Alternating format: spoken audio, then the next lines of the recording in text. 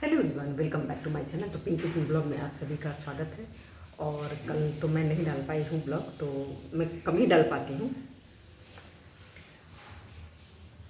तो एक मिनट में थोड़ा सा रख देती हूँ ताकि बढ़िया से जो है ब्लॉग को शूट कर सकूँ और मैं आराम से आप सभी से बात कर सकूँ।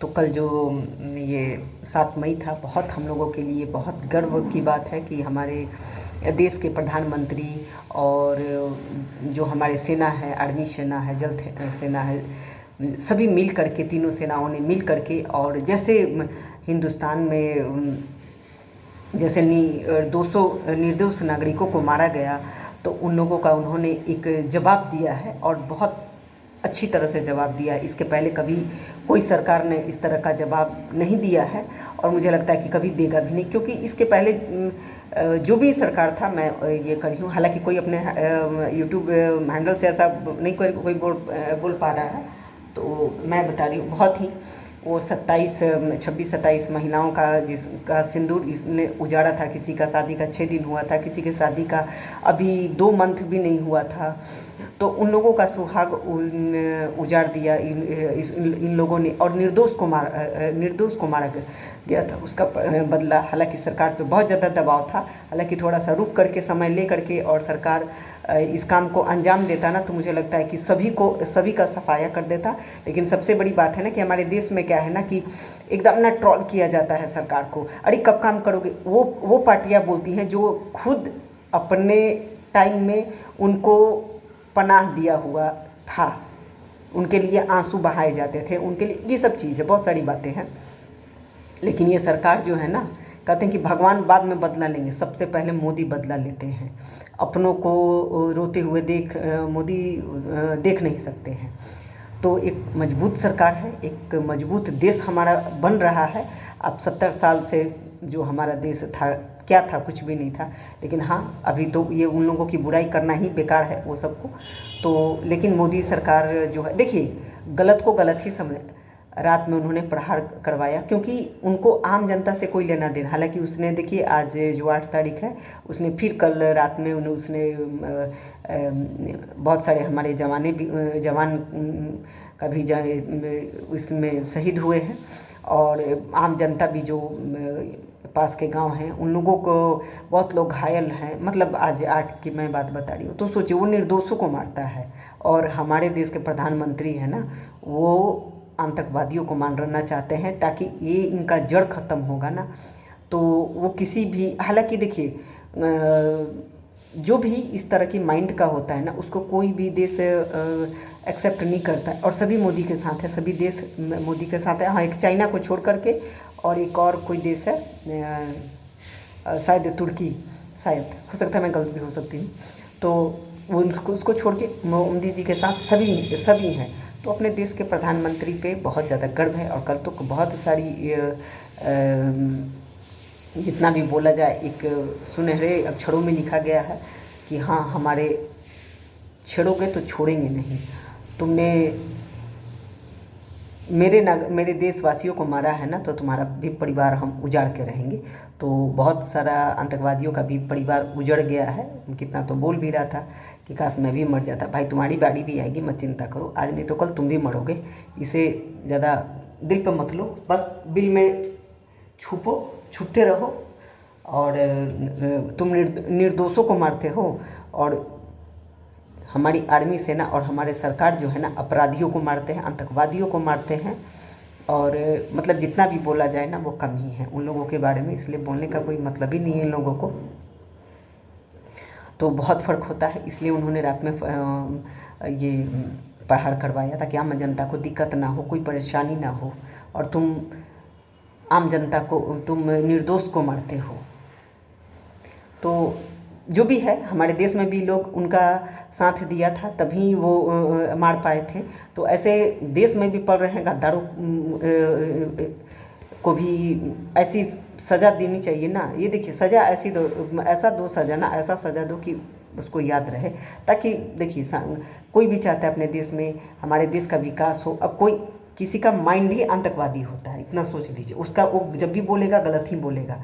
और मोदी जी के आने के बाद से हमारे देश में बहुत चीज़ जो है ना बदली हुई है, बदल भी रही है, बहुत चीज़ बदल रही है। ये चीज़ देख करके कुछ हरामखोरों को बर्दाश्त नहीं होता है और वो वही भाषा बोलते हैं जो उनके डीएनए का, मैं क्या ही बोलूँ उन लोगों को, ऐसे गलत लोगों को बोलना भी ही बेकार है।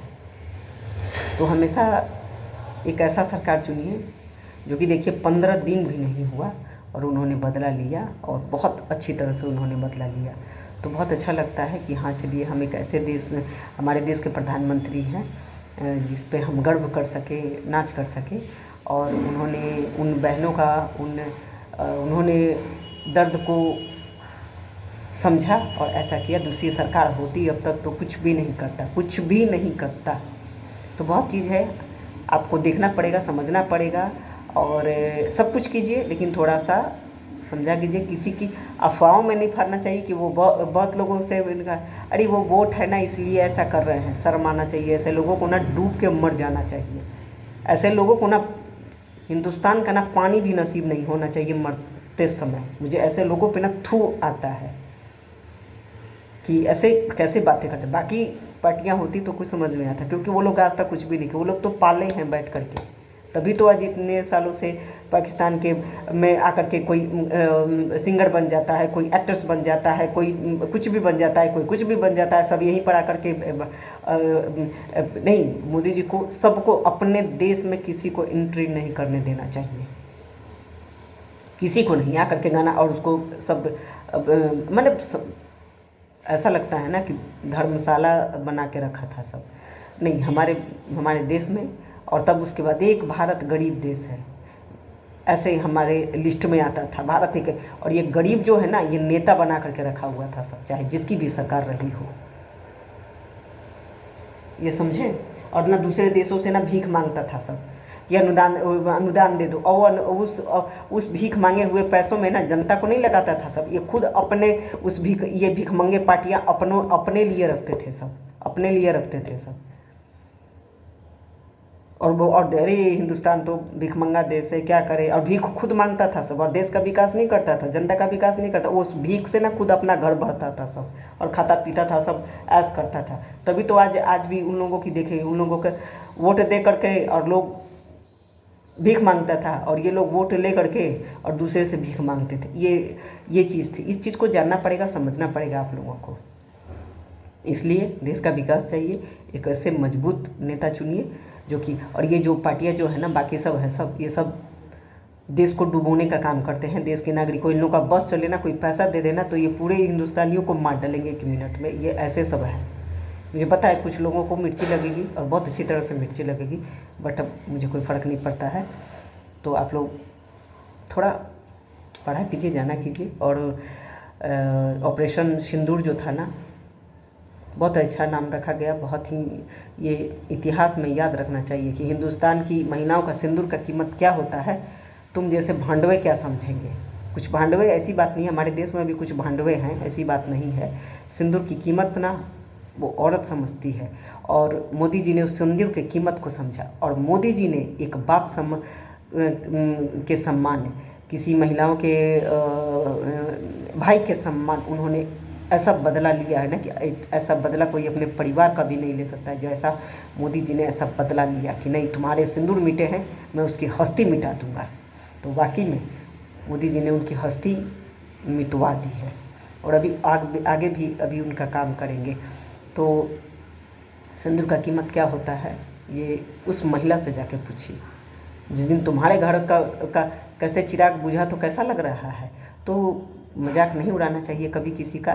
कोई नहीं जानता है कि कब किस, उसको भी पता था कि अरे मुझे कौन हरा सकता था। जब उसको मिटाया गया ना, तब उसको समझ में आया कि हाँ क्या होता है। इसलिए कहते हैं ना कि रावण को भी बड़ा घमंड था, चूर चूर हो गया। घमंड मत किया कीजिए, नहीं तो चूर चूर हो जाइएगा।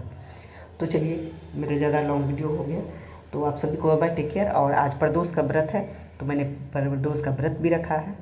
और कल मेरा एकादशी है, सॉरी आज एकादशी है, कल प्रदोष है। शायद मैं 2 दिन फास्ट रहूँगी। हालांकि मेरे को डांट बहुत ज़्यादा मिलता है। तो आप लोग ज़रूर मेरे चैनल को लाइक सब्सक्राइब जरूर कर दीजिएगा, बहुत सारा प्यार दीजिएगा आप लोग। तो सभी को हिंदुस्तान जिंदाबाद, राधे राधे, हर हर महादेव, और आर्मी सेना की जय हो। हमारे देश के प्रधानमंत्री की जय हो। हमारा देश आबाद रहे, खुशियों से भरा रहे एकदम। और ये पड़ोसी देश गम में पड़ा रहे, भाड़ में जाए। Bye bye. और सभी को हर हर महादेव।